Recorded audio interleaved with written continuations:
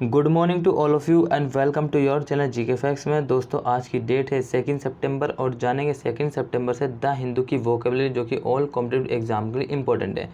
और ये वीडियो आपको डेली 8 o'clock पर मिलेगा। इस वीडियो का PDF का लिंक वो मैंने आपको डिस्क्रिप्शन बॉक्स में दे दिया, वहाँ से आप लोग डाउनलोड कर सकते हैं। और जो न्यू स्टूडेंट्स हैं जीके फैक्ट्स की फैमिली में, वो चैनल को सब्सक्राइब एंड शेयर करना ना भूलें। क्लास को स्टार्ट करते हैं सबसे पहले फर्स्ट वोकेबलरी ऑफ टुडे। आज की हमारी पहली वोकेबलरी है स्ट्राइड। क्या है फर्स्ट वोकेबलरी? स्ट्राइड। मीनिंग क्या होता है इसका? छलांग होता है। ये एक क्या है? नाउन है। क्लियर? ये आपने याद रखना। अ लॉन्ग स्टेप और स्टेज इन मेकिंग प्रोग्रेस। प्रगति करने में एक लंबा कदम या चरण।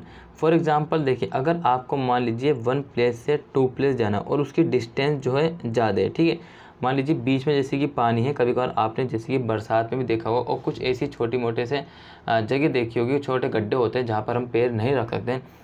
सो कुछ लोग क्या करते हैं, यहाँ से यहाँ पर जाने के लिए एक छलांग लगाते हैं। क्या लगाते हैं? स्ट्राइड करते हैं, जिसके कारण वे first place to second place पे जाने के लिए। क्लियर? समझ में आया? सिनोनिम की बात करें तो ये रहे इसके सिनोनिम। क्लम्प। क्लम्प का मतलब क्या था? पेड़ों का झुरमुट। क्या होता है? पेड़ों का झुरमुट। इस ट्रम्प का मतलब क्या होता है? आवारा। आवारा आवारा यहाँ पे हम जो है पर्यटन भी कह सकते हैं, ठीक है। आवारा पर्यटन। क्लियर? स्टॉक का मतलब क्या होता है? स्टॉल का मतलब होता है ढाल। ढाल जो ढलान होता है, ढाल उसको बोलते हैं। क्लियर? ये इसके सिनोनिम होगा जो कि एग्जाम पॉइंट ऑफ से इंपॉर्टेंट है। अब साथ ही हम इसके एंटोनिम भी पढ़ेंगे जो कि इम्पोर्टेंट है। क्लियर? एंटोनिम देखिए, एम्बल। एम्बल का मतलब होता है टहलना, इधर उधर घूमना, ठीक है। मिंडर का मतलब होता है भूल भुलैया, भूल भुलैया। और रैम्बल का मतलब क्या होता है? पर्यटन होता है, ठीक है। वहीं वंडर का मतलब क्या होता है? विचलन। ये इसके एंटोनिम होगा जो कि आप सभी के लिए इम्पोर्टेंट है, आपके एग्जाम पॉइंट ऑफ व्यू से इम्पोर्टेंट है। और साथ ही कोई अगर आपको मतलब कि राइटिंग इसकी लिखनी है, सो आपको सबसे पहले किसकी ज़रूरत पड़ती है? You have to need vocabulary. Good vocabulary will be good reason. अच्छी वोकेबलरी होगी सो अच्छा राइट आंसर भी होगा। क्लियर? ये आपने याद रखना है, ठीक है। सेंटेंस की बात करें, सेंटेंस की। In two bounding strides the woman was in the street kneeling over her friend. 2 bounding stride में महिला गली में थी, अपने दोस्त के ऊपर घुटने टेक रही थी। तो जो वुमेन थी वो कहाँ थी? वो एक स्ट्रीट में थी। कहाँ थी? एक स्ट्रीट में थी और वो अपने दोस्त के ऊपर घुटने टेक रही थी। क्या टेक रही थी? उसका जो घुटना था उसके फ्रेंड के ऊपर था। क्लियर? ये समझ में आया? नेक्स्ट देखते हैं, नेक्स्ट क्या है? ये रहा आपका नेक्स्ट दिया हुआ है वेक्सेशियस। क्या है? वेक्सेशियस। इसका मतलब क्या होता है? इसका मीनिंग होता है कस्टर, और ये क्या है? एक एडजेक्टिव है। कोजिंग और tending to cause annoyance, frustrations और वरी। गुस्सा, हताशा या चिंता का कारण या प्रवृत्ति, इसको बोलते हैं कष्टकर, ठीक है। ये जो है कष्टकर का मीनिंग है गुस्सा, हताशा या चिंता का कारण या प्रवृत्ति। क्लियर है? सिनोनिम की बात करें तो ये रहे इसके सिनोनिम। एनोइंग। एनोइंग का मतलब क्या होता है? कष्टप्रद, ठीक है। अर्कसम का मतलब क्या होता है? चिड़चिड़ा। और फ्यूरेटियन का मतलब क्या होता है? क्रुद्ध। क्या होता है? क्रुद्ध। इनफ्यूरिएटिंग का मतलब, और एक्सेस्पिरेटिंग का मतलब क्या होता है? नागवार। वहीं एंटोनिम की बात करें तो प्लेजिंग का मतलब क्या होता है? मन भावन।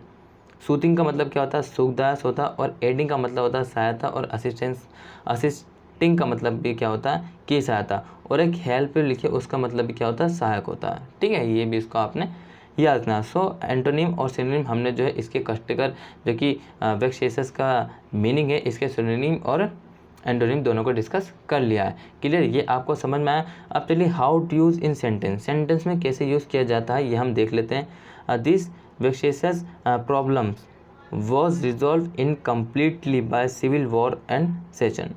सो गृहयुद्ध और अलगाव द्वारा इस कष्टप्रद समस्या को अपूर्ण रूप से हल किया गया है था। किसको? जो एक गृह युद्ध हुआ था और जो अलगाव द्वारा इस कष्टप्रद समस्या को अपूर्ण रूप से हल किया गया था। क्लियर? ये हो गया हमारा सेंटेंस। की सेंटेंस में यूज़ कैसे करते हैं आपको भी एग्जाम्पल के तौर पे सेंटेंस बनाना है, otherwise you will not be learn able to this vocabulary जो मैं आपको बताता हूँ, ठीक है। सो आपने सबसे पहले firstly you have to do write all vocabulary which I did, जो मतलब कि हमने किया है मैंने किया है, ठीक है। After that you have to make sentence. Clear है। नेक्स्ट देखते हैं स्टोर्जी। स्टोर्जी का मतलब क्या होता है, मेला कुचेला। क्या होता है, मेला कुचेला। ये एक क्या है, ये एक एडजेक्टिव है, ये भी आपने याद रखना है। क्लियर। अब डुल एंड अनइंस्पायर्ड, लेकिंग ओरिजिनलिटी और एग्जिस्टमेंट। क्लियर। सुस्त और उदासीन मौलिकता या उत्तेजना की कमी। क्या है, सुस्त और उदासीनता, मौलिकता या उत्तेजना की कमी। सो इसका ये मीनिंग है। आई होप आप सभी को समझ में आया होगा। अब हम चलते हैं सिनोनिम की ओर। सो सिनोनिम क्या है इसके, अनइंटरेस्टेड। क्या है, अनइंटरेस्टिंग। इसका मतलब क्या होता है, रसहीन। और अनइंस्पायर्ड का मतलब क्या होता है, उदासीन। और मोनोटोनस का मतलब क्या होता है, नीरस। और हमड्रम का मतलब क्या होता है, नीरस। सो ये इसके सिनोनिम होगा जो कि एग्जाम पॉइंट ऑफ व्यू से इंपॉर्टेंट है। वहीं बात करें एंटोनिम की, सो ये रहा इसके एंटोनिम। एक्साइटिंग का मतलब होता है उत्तेजित करने वाला। और एंटरटेनिंग का मतलब होता है मनोरंजक होता। और ब्रेथ टेकिंग का मतलब होता है लुभावनी होता। और एंथ्रेलिंग का मतलब क्या होता है, दिलचस्प होता है। एंथ्रेलिंग का मतलब क्या होता है, दिलचस्प। क्लियर। इसके सिनोनिम और एंटोनिम हमने दोनों डिस्कस कर लिए। अब वहीं बात करते हैं सेंटेंस की, how to use in sentence stodgy. Stodgy को सेंटेंस में कैसे यूज़ करते हैं। So most of my students use informal, ठीक है, asymmetrical balance as formal balance can seem stodgy and dull. So मेरे अधिकांश छात्रों ने अनौपचारिक विषम संतुलन का उपयोग किया क्योंकि औपचारिक संतुलन अस्त व्यस्त और नीरस लग सकता है। क्या लग सकता है, जो छात्र हैं उन छात्रों ने अनौपचारिक विषम संतुलन का उपयोग किया क्योंकि औपचारिक संतुलन अस्त व्यस्त का नीरस लग सकता है। क्लियर। ये होगा इसका सेंटेंस जो कि यूज़ कैसे करना। सो आप सभी को भी करना। मैं हर बार आपको इसलिए बताता हूँ ताकि आपको डेली याद रखना है। क्लियर। नेक्स्ट देखते हैं डॉडर। डॉडर का मतलब क्या होता है, डगमगाना। डॉडर का मतलब क्या होता है, डगमगाना। अब मीनिंग क्या है इसका, ट्रिम्बल और totter typically because of old age. कांपना या टोटका आमतौर पर बुढ़ापे के कारण। कांपना या टोटका आमतौर पर बुढ़ापे के कारण होता है। ये हो गया आपका डगमगाना। क्लियर है। सिनोनिम की बात करें तो ये रहे आपके लिए सिनोनिम जो कि इंपॉर्टेंट है। स्टम्बल का मतलब होता है ठोकर। और स्टेगर का मतलब क्या होता है, लड़खड़ाहट होता। और स्वे का मतलब होता है बोलबाला। और लड्स का मतलब क्या होता है, अचानक एक और को लड़खड़ाहट। क्लियर। सिनोनिम भी इम्पोर्टेंट है। और साथ ही एंटोनिम की बात करें तो ये रहा इसके एंटोनिम। स्टडी का मतलब क्या होता है, नियमित होता। और फिक्स का मतलब ठीक कर होता है। स्टे का मतलब रहना होता है। स्टिल का मतलब फिर भी, ठीक है। और रिमेन का मतलब क्या होता है, रहना होता है। सो ये इसके एंटोनिम हो गए। और ये इसके सिनोनिम, दोनों ही इंपॉर्टेंट है आपके एग्जाम पॉइंट ऑफ व्यू से। आप सभी ने नोट करना और रिवाइज डेली करते रहिए। और साथ ही सेंटेंस बनाते चलिए, ठीक है। ये आपको एक लॉन्ग टाइम के लिए आपको जो बेनिफिट मिलेगा इससे। क्लियर। सेंटेंस दिया हुआ है, द ओल्ड वुमेन डोडेड from the bed to the table. बूढ़ी औरत बिस्तर से मेज पर लेट गई। मतलब पहले वो बिस्तर पर लेटी थी, उसके बाद किस पर लेट गई, मेज पर लेट गई। क्लियर है। नेक्स्ट देखते हैं टॉर पर। टॉरपोर का मतलब क्या होता है, उदासीनता होता है। ये एक क्या है, नाउन है। क्लियर। स्टेट ऑफ फिजिकल और मेंटल इनएक्टिविटी लेथर्गी। क्या है, लेथर्जी। शारीरिक या मानसिक निष्क्रियता की स्थिति, सुस्ती। सो शारीरिक या मानसिक निष्क्रियता की स्थिति जो है हमारी क्या है, सुस्ती है। इनकी शारीरिक, फिजिकल और मेंटली की जो है ये सुस्ती है। क्लियर। सिनोनिम की बात करें तो ये रहा इसके सिनोनिम। लिस्टलेसनेस। क्या है, लिस्टलेसनेस का मतलब होता है असावधानता होता। और लैंगर का मतलब होता है शिथिलता होता। और स्टेगनेशन का मतलब होता है स्थिरता। और आइडलेस का मतलब क्या होता है, आलस्य। ठीक है। अब एंटोनिम की बात करें तो ईगरनेस का मतलब क्या होता है, उत्सुकता होता। और क्नीस का मतलब क्या होता है, इच्छा होता। वहीं स्पिरिटेडनेस का मतलब उत्साह होता। और विगर का मतलब क्या होता है, ताकत होता। ये इसके एंटोनिम हो गए। और साथ ही मैंने आपको सिनोनिम और एंटोनिम दोनों बता दिए जो कि आपके एग्जाम पॉइंट ऑफ व्यू से इंपॉर्टेंट है। क्लियर। सेंटेंस की बात करें तो ये रहे आपके लिए sentence. During the winter the bears fall into an intense torpor. So सर्दियों के दौरान भालू एक तीव्र तड़प में गिर जाते हैं। जब सर्दी होती है तो सर्दी के दौरान जो भालू होते हैं वो तीव्र तड़प के कारण क्या होते हैं, गिर जाते हैं। क्लियर, ये आपको समझ में आया? नहीं समझ में आया तो आप मुझे कमेंट बॉक्स में कमेंट करके बताएं।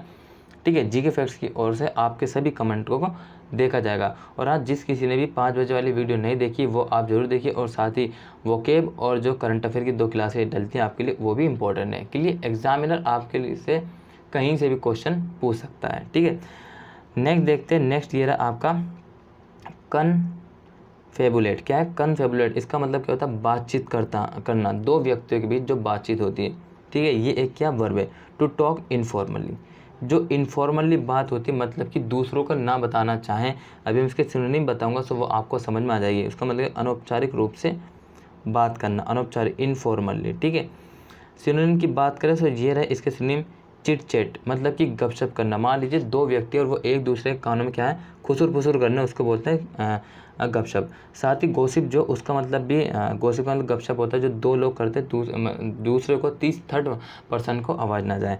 ठीक है, पेटर का मतलब भी गपशप होता है। और शीज मूस का मतलब क्या होता है, समूजे। क्या होता है, समूजे। समूजे का मतलब समूजे ही होता है। क्लियर, एंटोनिम की बात करें तो ये रहे इसके एंटोनिम, बी साइलेंट का मतलब चुप रहा होता है, बी क्वाइट का मतलब चुप रहे, और लिसन का मतलब भी सुनना होता है। क्लियर, इसके सिनोनिम और एंटोनिम बहुत ही वेरी इजी है। ठीक है, आपको जो है इजीली याद हो जाएंगे। क्लियर, अब चलिए सेंटेंस की बात करें तो सेंटेंस है, guest gather in the hallway to confabulate about the weather and make small talk. So doctor मेहमान मौसम के बारे में जानने और छोटी छोटी बातें करने के लिए दालान में एकत्रित हुए हैं।